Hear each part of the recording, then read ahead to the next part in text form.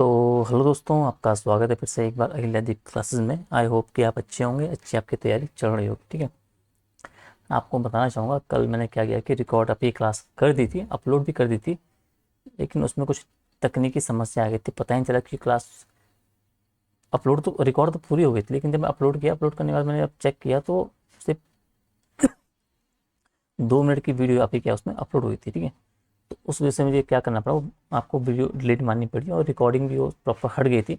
तो अभी मैं क्या प्रॉपर दोबारा रिकॉर्ड कर रहा हूँ पूरा। ठीक है ना, दोबारा हम अब आज देखने वाले हैं। तो ठीक है, तो दोबारा हम देखने वाले हैं अब वही जो हमारा बचा हुआ था, कुमाऊं का चंद वंश। उसका हम शासन देखेंगे, समाज देखेंगे और अर्थव्यवस्था हम देखने वाले हैं। ठीक है, तो चलो शुरू करते हैं आपका सीधा यहाँ से। ठीक है, चंद राजवंश। तो इसमें जो सिलेबस में आपके पास दे रखा है ना, हम सीधा टू द पॉइंट आपके चलेंगे। सिलेबस वाइज हमारी अप्रोच हमारी रही है कि हमें आपका सिलेबस है, आपका जो चीज़ें वो आपको देखना है। शासन आपका हो गया, समाज आपका हो गया और अर्थव्यवस्था आपकी होगी।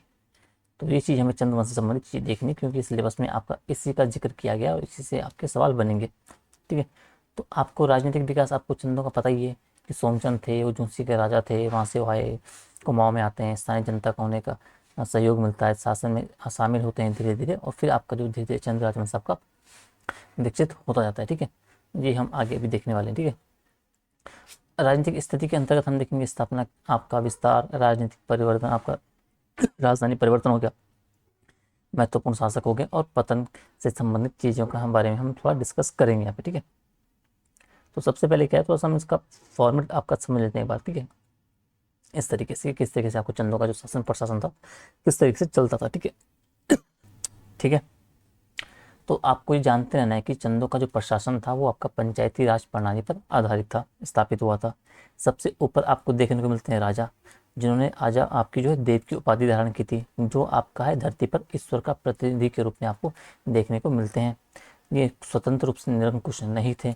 मंत्रिमंडल आपका हुआ करता था एक, जिसमें जो दीवान होते थे वो जोशी समुदाय के लोग होते थे। राजपुरोहित आप देखोगे तो सिमल्टी जाति के लोग होते थे। चौथानी ब्राह्मणों की इन्होंने नियुक्ति की थी शासन प्रशासन के अपने लिए। शेष जो जनता होती थी राजा की सहायता वाली, उसे आपका बोलते थे पौड़ी 15 बिस्वा। इसको आपको जानते रहना है।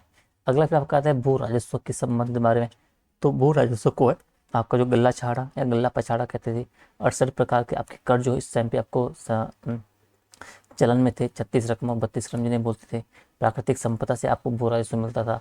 भूटांतिक व्यापार से आपको भू राजस्व मिलता था चंदों को। लूट मार वगैरह होती थी, जो आपके युद्ध वगैरह होते थे, आक्रमण होते थे, उससे जो धन की प्राप्ति होती थी, उससे आपका जो है चंदों के आय का स्रोत के रूप में एक वो भी आपको देखने को मिलता है। फिर आपका भू प्रबंधन जिसे देखते हो आप, तो आपके जो भूस्वामी थे उन्हें थातवान बोलते थे। उसके अधीन दो प्रकार के किसान आपको देखने को मिलते हैं, सिरता और खायकर हो गया। और साथ ही साथ जो भूमि प्रणाली आपको देखने को मिलती है, अधेल, नाली, जूला, मस्सा, पैमाना, ये आपके भूमि मापन या प्रबंधन संबंधी पैमाना आपको देखने को मिलते हैं। ठीक है, ठीक है, तो अगला इसका है प्रशासनिक विभाजन। अब जो इसका जो चंद जो शासन था, मतलब जो चंद आपका प्रशासन था, किस तरीके से आपको उसका जो विभाजन आपको देखने को मिलता है। ठीक है, तो सबसे ऊपर आपको देखने को मिलता है साम्राज्य हुआ करता था। उसके नीचे आपको मिलता है मंडल। तो साम्राज्य आप मंडल भी आपके दो टाइप के थे, एक तो राजा के अधीन होते थे, ठीक है, और दूसरा वो जो अधीनस्थ सामंत थे उनके अधीन मंडल होते थे। ठीक है, इसके अलावा मंडल के दिन आपको परगना मिलता है। परगना में आपके दो प्रकार के अधिकारी होते थे। सिकदार आपका राजस्व अधिकारी होता था, बख्शी आपका सैन्य अधिकारी होता था। और ये जो पद आपका है ये मुगलों से प्रेरित आपको देखने को मिलता है। परगने से नीचे आपको गरखी और पट्टी आपको देखने को मिलती है, जिनका प्रमुख आपको नेगी होता था। पट्टी के नीचे आपको गांव मिलता था, जो आपकी सबसे छोटी इकाई आपकी थी, और प्रमुख आपका थे सयाना। ठीक है, इसके बाद हम जो जीत हो गया आपका प्रशासनिक विभाजन। सैन्य और न्याय की व्यवस्था की बात की जाए तो भाई जो आपकी सैन्य व्यवस्था थी उनकी कटक प्रणाली पर आधारित थी। बख्शी इसका प्रमुख हुआ करता था। सर्वोच्च न्यायाधीश आपको जो देखने को मिला वो राजा होता था। साथ ही विस्टाली और जो न्यायालय आपकी जो अदालतें आपको देखने को मिलती हैं, यहाँ पंचनवीसी अदालत आपको देखने को मिलती है। चार थान संबंधी चीज़ें। डंडे आपका यहाँ पे सर्वाधिक आपका दंडाधिकारी आपको देखने को मिलता है। मृत्यु और दंड आपको कम देखने को मिलता है यहाँ। और जिस उच्च स्थान पर आपका मृत्यु दंड या फांसी दी जाती थी उसको आपका सूली का डांडा बोलते थे। ये आपका न्याय और सैन्य और न्याय की में आपकी चीज़ें यहाँ की। समाज और धर्म में आप क्या डालोगे, तो जाति व्यवस्था भाई मजबूत थी, इसके बारे में आपने बता दिया। स्वयं चंद्र आपका जो थे वो राजा चंद जो राजा थे वो चंद्रवंशी आपके राजपूत थे। ब्राह्मणों के वर्गों में आपको बांटा गया था, चौथानी और खगास में बांटा गया था। शैव धर्म में आप देखोगे तो शैव धर्म के आपको उपासक आपको देखने को मिलते हैं। कत्यूरी निर्मित आपके जो शैव मंदिर थे उनका इन्होंने पुनर्निर्माण करवाया। नंदा देवी इनकी आराध्य देवी आपको देखने को मिलती है। तो समाज में आपका इन सब चीज़ों को आपको डालना होता है। कला साहित्य में आप देखोगे तो भाई अनेक किलों का इन्होंने निर्माण कराया था, अनेक मंदिरों का इन्होंने जीर्णोद्धार वगैरह करवाया था। राजबुंगा किला हो गया, खगमरा हो गया, लाल मंडी, तल्ला महल, मल्ला महल, बालेश्वर, ये सब क्या है, ये सब इन्होंने महलों का भी निर्माण करवाया था। साहित्यिक उसमें देखोगे आप तो कवि शिव आपका हो गया, इन्हें सक्षम प्रदान था जिन्होंने कल्याण चंद्रोदय की रचना की है। रुद्रचंद्र स्वयं एक खुद विद्वान था। धर्म निर्णय और जो उषा राघोदमन की प्रमुख रचनाएं आपको देखने को मिलती है। मुद्रा जो आपकी इस टाइम पे प्राप्त नहीं हुई है, जो सल्तनत काल और जो मुगल कालीन सिक्के थे वही बेसिकली यहाँ क्या है, इन काल इनके शासन प्रशासन में इनके समय आपका जो चलते थे। ठीक है, सांस्कृतिक विकास यहाँ आप देखते हो तो छोलिया नृत्य आपका हो गया, ऐपन आपका हो गया, ये आपका सोमचंद्र के समय आपको देखने को इसका विकास आपको मिलता है। तो ये आपका कंप्लीट आपका हो गया जो आपके मुख्य आपकी चीज़ें पता होनी चाहिए आपको चंद राजवंश के बारे में। अब वो क्या कर सकता है आपको मुख्य परीक्षा में, अब तो या आपको होल आपको एक पूरा तरीका इसी पे एक सवाल बन जाए, या आपको उसके प्रशासनिक विभाजन पे सवाल बन जाए, या सैन्य व न्याय व्यवस्था पे आपका सवाल बन जाए, समाज धर्म पे सवाल आपका बन जाए, या कला साहित्य आपका सवाल बन जाए, या स्पेशली आपका जो ये पॉइंट है भू राजस्व या भू प्रबंधन वाला, इस पे सवाल बन सकता है। तो मैंने ये आपके सारे टॉपिक इसके अंदर डाल दिए, उस बेसिस पे आपको भी आंसर आपको खुद आपको अपना पैटर्न आपका एक आंसर होगा, उसके आंसर राइटिंग आपको इस पैटर्न पे आपको करनी होगी। ठीक है, अब हम प्रॉपर तरीके से फॉर्मेट आपको मैं लिखवा देता हूँ जो आपका काम आएगा। ठीक है, रिविजन के लिए। तो आपको हम देखेंगे यहाँ से, तो उत्तराखंड के पूर्वी भाग पर आप देखोगे, अगर पूर्वी भाग पर शासन करने वाले जो चंद राजवंश के समय इस भूभाग में जो है अनेक सामाजिक सांस्कृतिक परंपराओं की शुरुआत हुई थी। और ये परंपराएं आप जी भी आप उस क्षेत्र में या इस भाग में आप देखते हो जीवंत आपको दिखाई देती है। चंद राजाओं की बात की जाए तो उन्होंने अपने साम्राज्य की स्थिरता और सुव्यवस्था को स्थापित करने हेतु क्या एक मजबूत प्रशासनिक तंत्र का गठन किया था, जो हमने ऊपर देखा। इसकी जो प्रशासनिक व्यवस्था की बात करोगे तो कत्यूरों से प्रेरित थी और मुगलों से आपकी प्रभावित थी, ये आपको जानते रहना है। चंदों के अगर समकालीन बात की जाए तो डोटी आपका जो गढ़वाल था, वो गढ़वाल राज्य और जो रोहिलों के साथ जो है इनके सामाजिक हो गए, सांस्कृतिक हो गए और जो राजनीतिक संबंध आपको देखने को मिलते हैं, किसके, डोटी के साथ, गढ़वाल राज्य के साथ और रोहिलों के साथ। ठीक है, इसीलिए बात की जाए तो चंदों के शासन प्रशासन में जो है इनकी जो प्रशासनिक शब्दावलियाँ हैं वो भी आपको देखने को मिलती है। ठीक है, तो ये चीज़ आपको थोड़ा सा जानते रहना है। ठीक है, इसके अलावा इसके अलावा देखा जाए तो शासन प्रशासन में आप देखोगे तो शासन प्रशासन के केंद्र हम जब बात करेंगे तो इनके जो केंद्र की बात है आपका तो राजा जो आपका केंद्र में शासन प्रशासन के। ठीक है, सभी प्रकार की शक्तियाँ राजा में निहित थी। राजा द्वारा देव की उपाधि ली जाती थी। राजा की जो राजत्व की दैवीता को जो प्रमाणित करता है कौन, जो उसकी देव की उपाधि है। राजा अपने जीवन काल में ही अपना युवराज चुन लेता था, ये आपको जानते रहना है। युवराज के द्वारा आपको जो गोसाई का हो गया, कुंवर हो गया, इनकी उपाधि जो आपकी ली जाती थी। भूमिदान देने हेतु के लिए अधिकार जो आपका केवल राजा एवं युवराज को प्राप्त था चंद्रवंश में। ठीक है, राजा की बात कीजिए तो राजा आपका निरंकुश नहीं था। ठीक है, राजा क्या था, निरंकुश आपका नहीं था। इसके अलावा राजा को प्रशासनिक सहायता देने के लिए एक मंत्री परिषद आपको देखने को मिलती है, इसका प्रमुख आपका दीवान होता था। सभी मामलों में इसकी सलाह आपकी महत्वपूर्ण होती थी। इसके अलावा राज पुरोहित एवं राजा के सलाहकार के रूप में आप देखोगे तो सामान्य जन को जो आप होती थी वो पौड़ी 15 विश्वा के नाम से आप कहलाती थी बेसिकली, और जिनकी जो भूमिका थी वो काफ़ी महत्वपूर्ण होती थी। ठीक है, एक सलाहकार के रूप में राजा की आपकी भूमिका निभाते थे। प्रशासनिक सुविधा हेतु हम देखेंगे, विभाजन आपके देखेंगे तो साम्राज्य को आपका विभिन्न प्रशासनिक इकाइयों में बांटा गया था। साम्राज्य को मंडल में बांटा गया जो कि दो प्रकार के होते थे, पहले राजा के अधीन थे और दूसरे आपके जो अधीनस्थ सामंत थे उनके अधीन थे। इनके अलावा आप देखोगे तो मंडल आपका जो थे वो देश में विभाजित थे, जैसे तल्ला देश, मल्ला देश, खरक देश। देश आपका परगनों में विभाजित था। परगना स्तर पर आपको दो अधिकारी हैं, एक आपको जो राजस्व संग्राहक है वो अधिकारी वो ठेकेदार हो गया, जो सैन्य अधिकारी है वो बख्शी आपका कहलाएगा। ठीक है, तो ये चीज़ को आप जानते रहो।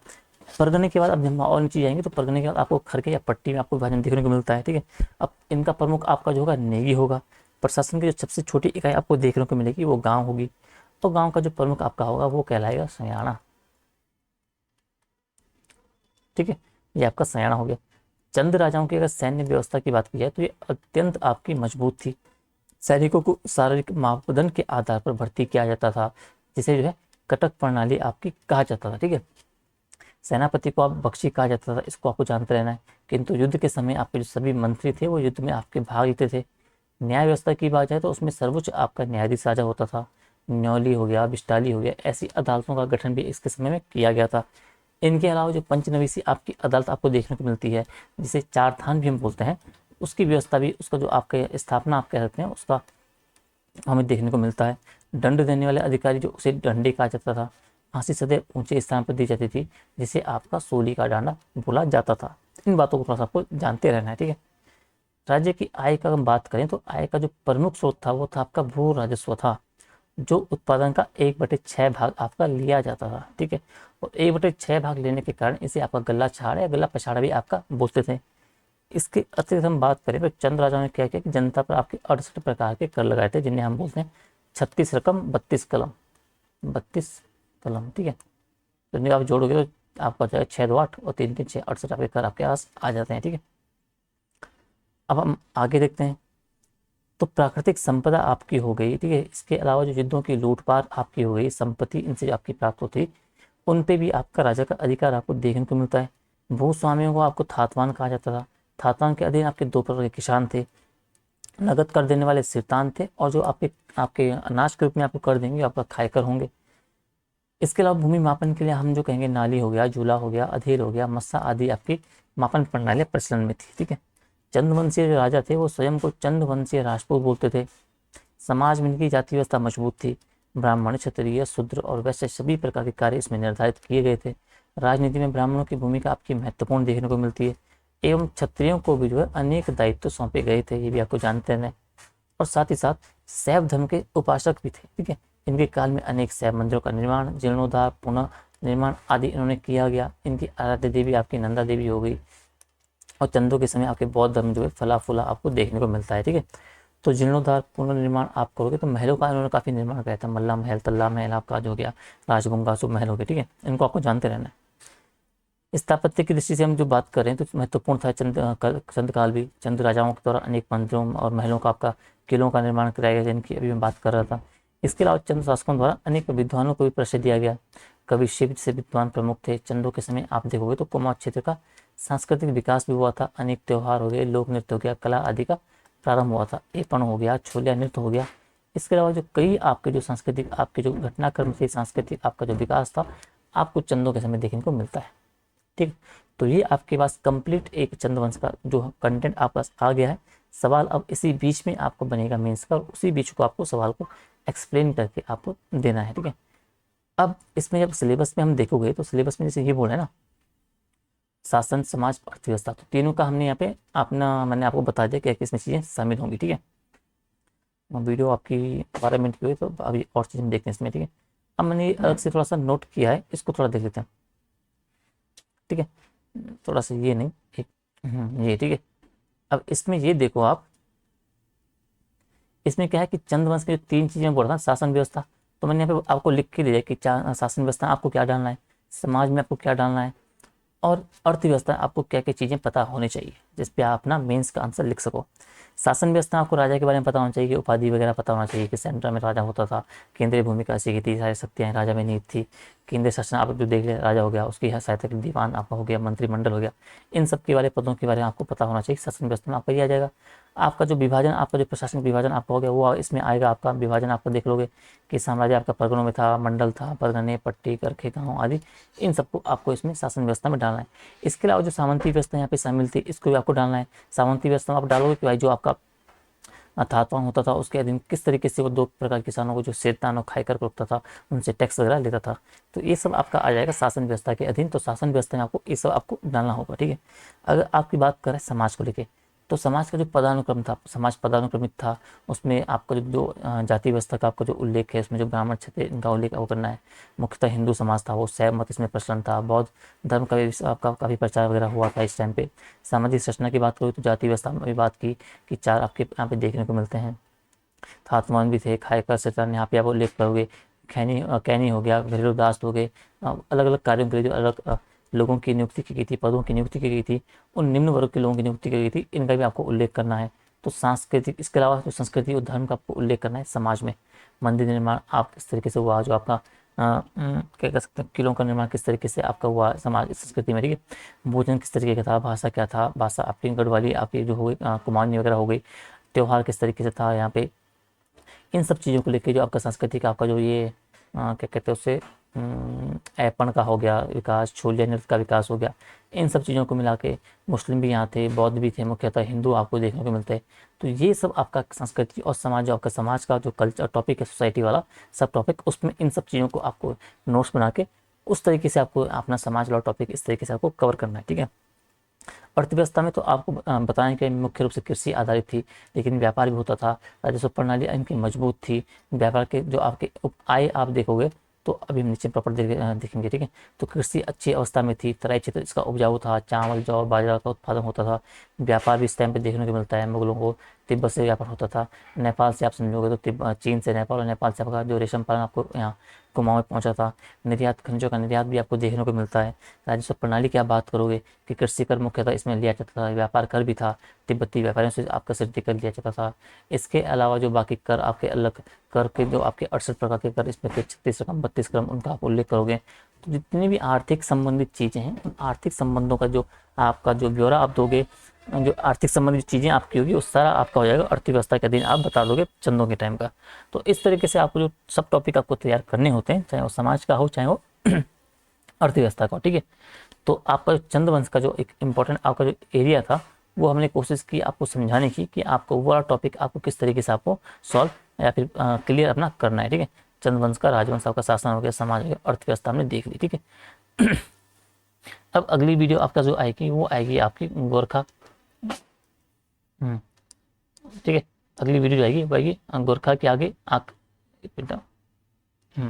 अगली वीडियो आएगी गोरखा आक्रमण आएगा, प्रशासन आएगा, ठीक है। तो गोरखों के बारे में थोड़ा सा गोरखों डिटेल है, किस तरीके से उनका आक्रमण हुआ, उनका प्रशासन था, किस तरीके से उनकी कर व्यवस्था थी, उनके अलावा जो उनकी न्याय प्रणाली थी, उनसे सवाल पिछले बार पीछे से पूछा गया है, इसको लेके हम देखेंगे। इसके अलावा जो इम्पोर्टेंट एरिया है आपका आंग्ल और जो आपका जो नेपाल युद्ध है, आंग्लो गोरखा युद्ध है, इनकी किस तरीके से पृष्ठभूमि थी, किस तरीके से हुआ, इसका क्या इम्पैक्ट पड़ा, तो इन सब के बारे में हम कल डिस्कस करेंगे अपनी नेक्स्ट वीडियो में, ठीक है। उसके बाद हमारा जो उत्तराखंड का हिस्ट्री वाला जो पोर्शन है आपका, वो आपका पूरा हो जाएगा, ठीक है। तो गढ़वाल का परमार राजवंश भी हमने देख ही लिया था, ये भी हाईलाइट कर लेते हैं, तो समझ लो। तो यानी कि 5 क्लास में आपको जो बेसिकली आपका जो उत्तराखंड का इतिहास है वो पूरा हो जाएगा, और 5 क्लास में आपका ब्रिटिश शासन भी हम कवर कर लेंगे। 6-7 क्लास मान लो आप, 5 क्लास में आपके जन आंदोलन पूरे हो जाएंगे, 15 मान लो, 5 क्लास में संस्कृति आपकी हो जाएगी, 20 मान लो, 5 क्लास में हम इस 10 क्लास में कम इसमें आपका उत्तराखंड राज्य जो पॉलिटी वाला सेगमेंट है वो हम देख लेंगे, ठीक है। तो इस तरीके से हम चीज़ें आपको आगे बढ़ेंगे, ठीक है। तो आई होप कि आपको वीडियो अच्छी लगेगी। अगर आपको कुछ फायदे की चीज़ लगी, आपको कुछ समझ आया है, तो वीडियो को आप लाइक शेयर कमेंट जरूर कीजिएगा। चैनल को ज़्यादा से ज़्यादा आपको सब्सक्राइब करना है, ठीक है। जल्दी मिलते हैं आपको अगली वीडियो में, तब तक के लिए अपना ध्यान रखिए, बाय बाय।